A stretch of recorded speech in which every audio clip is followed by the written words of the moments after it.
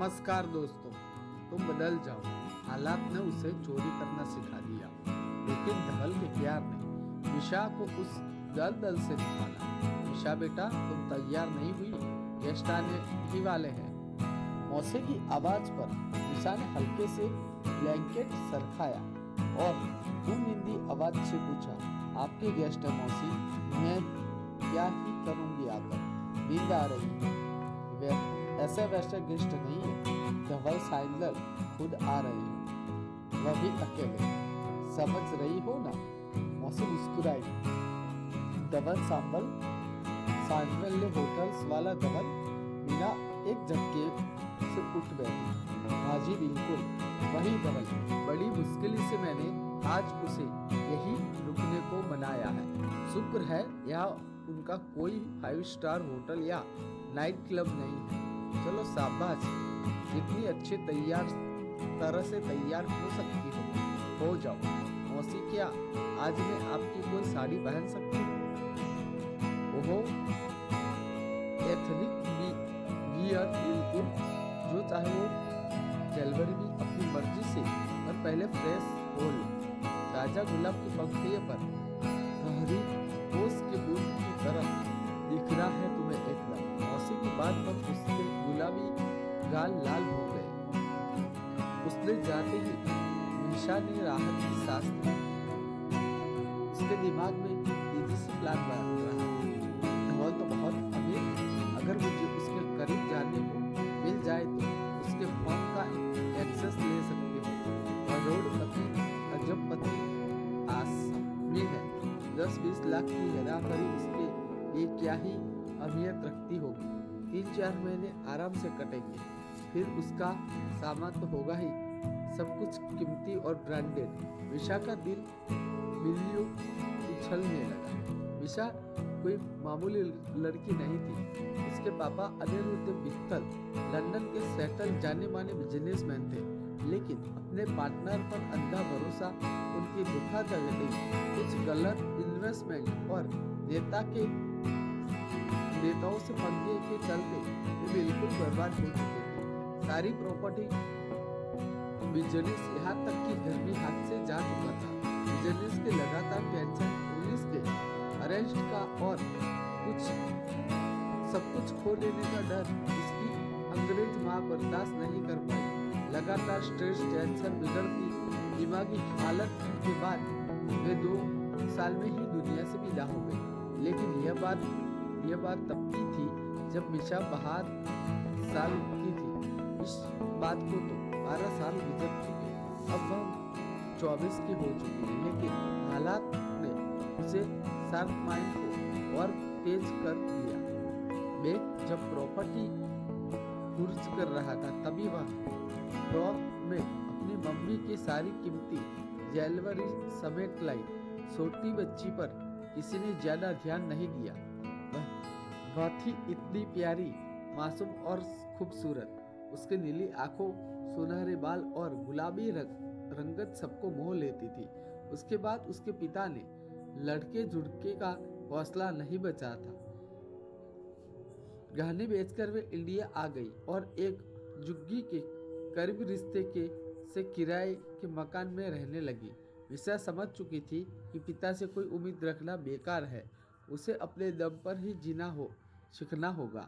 आसपास के बच्चे के साथ मिलकर उसने चोरी चकारी, पॉकेट मारी, सेध लगाना, ताले तोड़ने की बहुत सी तालीम कलाएं सीख ली थी। फराटेदार अंग्रेजी और अंग्रेजों जैसे रूप रंग में बदलकर हर जगह उसकी अलग ही धाक जम जाती थी। शुरुआत में तो उसे भाषा और रंग के अंतर से बहुत परेशानी हुई, पर बहुत जल्द ही समझ गई कि यहाँ इंडिया में लोग इंग्लिश और गोरी चमड़ी पर दिलो जान से फिदा है। हर इंग्लिश बोलने वाला को सम्मान की नजर से देखा जाता है। गोरे होने के लिए वर्षों क्रीम लोशन और घरेलू टोटके अपनाए जाते हैं। ग्रेजुएशन के साथ ही वह हैकिंग और डार्क वेब की दुनिया में ही एक्सपर्ट हो चली थी। मित्तल ने किसी को अपनी हालत नहीं बताई थी, नहीं यह कि वे लंदन नहीं है, इंडिया में ही रह रहे हैं। बेटी की चोरियों पर उन्होंने आंख मूंद रखी थी। क्योंकि घर का खर्चा वही चलाते थे। अब मिशा का कॉलेज पूरा होने पर उन्होंने ये जताया कि वह सब कुछ के लिए इंडिया आए हैं और सब रिश्तेदारों से मिलेंगे। सब बहुत खुश हुए। मित्तल ने अमीर रिश्तेदारों की एक लिस्ट बनाई। वो हर जगह जाने के बाद हफ्ते में रुक सकते। मीना घर की रेकी करते और कीमती चीजों चुरा लेती, बैंक अकाउंट्स हैक कर लेती, लेकिन सावधानी से और इतनी ही मात्रा की जितनी आसानी से पकड़ में न आ सके। जल्दी पैसे से वह अपने लिए ब्रांडेड कपड़े खरीदते और रिश्तेदार को तोहफे भी देते, जिससे वे और भी खुश हो जाते। अपनी अमीर मौसी के यहाँ रुके 10 दिन हो चुके थे।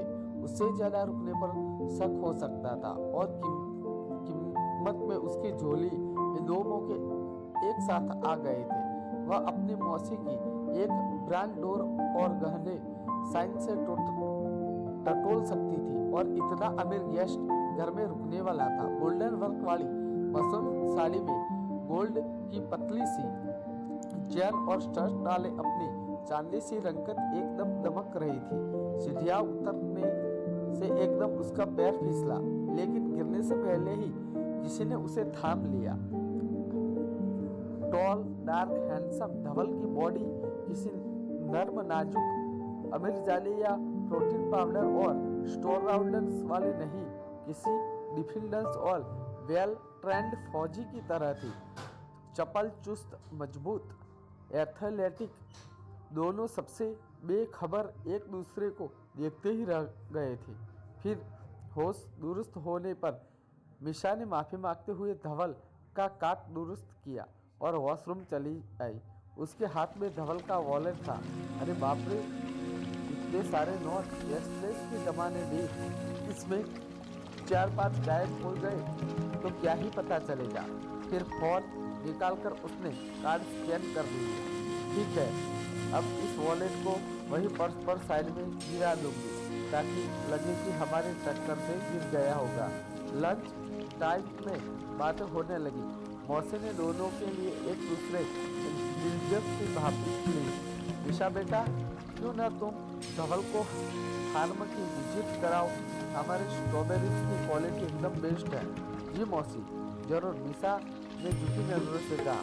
वो आपकी हिंदी, आपका एक्सपर्ट एकदम इंडियन है, लग रही नहीं यहाँ की लंदन की अपब्रेकिंग है। लग रहा है जैसे वर्षों से आप यहीं रह रही हैं।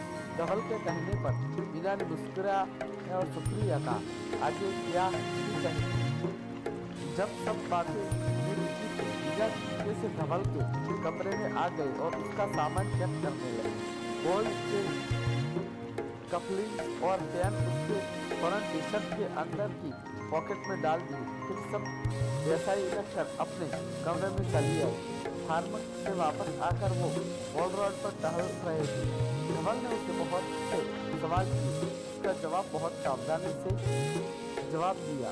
उसे धवल के साथ चलना बहुत ही अच्छा लग रहा था। अगले दिन जाते टाइम अब उसे शो ऑफ करने आई तो धवल ने उसके अकेले में बात करने की इच्छा जताई। लाइट पिंक और ऑफ वाइट अनारकली ड्रेस थी और बिल्कुल सिक्की मोटी लग रही थी। निशा, मुझे तुमसे कुछ बहुत जरूरी बात करनी है। जी मैं सुन रही थी। यार seriously, I am happy impressed from you. Thank you. तुम्हारे स्किल कमाल के एकदम साफ सुथरे, इतने माहिर तो तुम ऊपर से इतनी मासूम की कोई शक भी न करे कि नन्ही चिड़िया के पंजे चौच कितने तेज है। धवल मुस्कुराया तो निशा ने कि गुलाबी रंगत सफ़ेद पड़ गई। डरो मत, मैं तुम्हारे बारे में सब जानता हूँ। देश की सुरक्षा हमारे कंधों पर है। सबकी खबर रखनी पड़ती है। जैसे ही तुम्हारे मेरे कार्ड पर स्कैन किया मुझे अलर्ट मिल गया। फिर मैंने तुम्हारी पूरी कुंडली निकलवा ली। मैं डिफेंस ऑफ डिबेट में काम करता हूँ। ज़्यादा डिटेल तो नहीं दे सकता, पर हमें तुम्हारी ज़रूरत है। तुम बुरी लड़की नहीं हो, बस सर्वाइव करने के लिए जो ठीक लगा वह करती गई। हालांकि ये क्राइम है, पर मुझे लगता है कि जेल से बेटर तुम जल्द से बाहर देश के ज़्यादा काम आ सकती हो तो मंजूर है। मिशा की हालत मरता क्या ना करता वाली थी, मगर सब रिश्तेदार को उनकी असलियत और उनकी चोरियों के बारे में पता चल जाता तो उनके पापा ये सहन नहीं कर पाते। अंकल, वे चाहूँगा कुछ दिन आप हमारे होटल में बतौर मेहमान रहें, प्लीज़ मना मत कीजिएगा। धवल के कहने पर उसके पापा खुशी खुशी तैयार हो गए। मौका खुल चलकर उनके पास जो आया था। धवल ने मिशा को उसका काम समझाया। हमारे होटल पर हर कमरा एक सीक्रेट पैकेज से जुड़ा है। हम बिन किसी की भी नज़रों में आए किसी भी रूम में आ जा सकते हैं। तुम्हें करना ये है कि हमें एक टॉप रैंक ऑफिसर पर शक है कि वह देश की गुप्त सूचनाएं दुश्मन को भेज रहा है, मगर कैसे ये हम पता नहीं लगा पा रहे। ये सब हैक कर लेने पर हम जगह कैमरा लगाने पर भी कुछ नहीं मिल पाया है। उम्मीद है तुम्हारा टैलेंट काम आएगा। वह ऑफिसर कुछ दिन हमारे होटल पर ही ठहरा है। Navy blue off shoulder gown में वह किसी ब्रिटिश प्रिंसेस की तरह लग रही थी। सबकी निगाह उस पर थी। चलते चलते उसकी हाई लिप थोड़ा सा मुड़ी और वह ऑफिसर से टकरा गई। I am extremely sorry sir.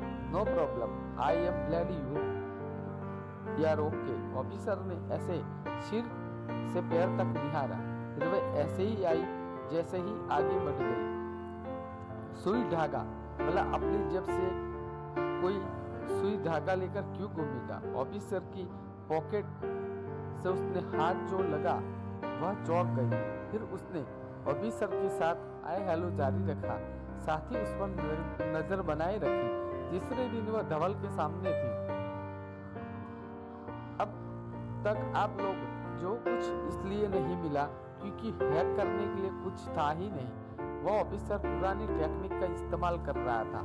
Laptop या फोन में कुछ नहीं मिलेगा।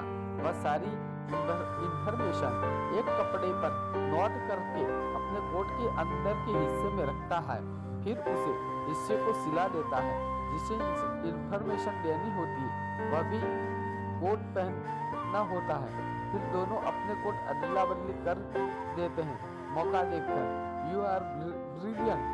तुम्हें अंदाजा नहीं है एक दोस्त द्रोही को पकड़ा कर तुमने कितना बड़ा काम किया है। धवल एकदम एक्साइटेड था। अब तो मैं आजाद हूँ या कठपुतली की तरह दूर तुम्हारी ब्लैकमेलिंग के हाथों में रहेगी। तुम्हारा काम नहीं करूंगी तो जेल जाओगी। जिशा की तरह गहरी नजर से उसे देखा। नहीं, बिल्कुल नहीं, जेल तो मैं पहले भी नहीं भेजता। बस ये चाहता हूँ कि तुम प्रॉपर ट्रेनिंग लेकर हमारे साथ काम करो। तुम बहुत टैलेंटेड हो और उससे भी बढ़कर मैं चाहता हूँ तुम मेरे आस पास रहो, मुझसे दूर न जाओ कभी। देश की सेवा, मेवा, पैसा, इज्जत, आत्मसम्मान और ये सच्चा आशिक सोच लो। एक ही पैकेज डील में सब कुछ मिल रहा है। सोचने का जितना टाइम लेना है ले लो और उसके बाद भी करना तो मुझे हाँ ही है तो आज ही क्यों न कर लो, मुझे मंजूर है। मिशा की आंखों में भी उसके लिए चाहत देखकर धवल ने बढ़कर उसे गले से लगा लिया। दोस्तों, तो ये थी हमारी आज की कहानी। ये कहानी आपको कैसी लगी वो हमें कमेंट कर ज़रूर बताइएगा। साथ ही इस कहानी को अपने दोस्तों के साथ, परिजनों के साथ ज़्यादा से ज़्यादा शेयर कीजिएगा। चैनल को सब्सक्राइब कीजिएगा। मिलते हैं अगले वीडियो में, तब तक के लिए जय हिंद, धन्यवाद।